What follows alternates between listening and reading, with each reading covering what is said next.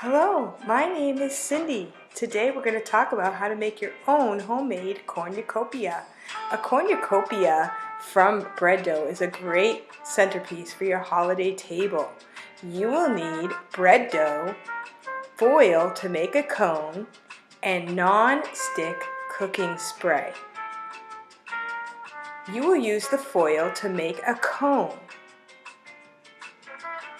Before you put the bread dough on it, make sure you spray the cone well with your non-stick cooking spray. Then you will make strips and you will cover the foil as best you can with the bread dough. You can be as creative as possible. I love the braids and the berries, and any kind of design you can add makes it all the better.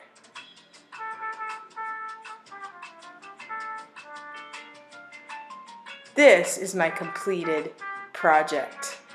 After we complete the cone, we will let it rise for at least 1 hour.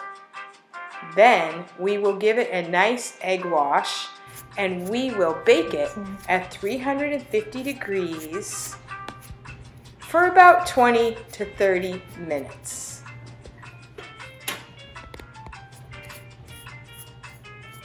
These look perfect.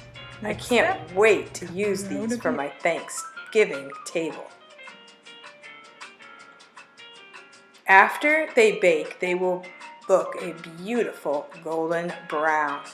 You can use this to showcase your rolls. You can put crackers and cheese with it or fruit. Dress it up however you want. Happy Thanksgiving! Thanks for watching.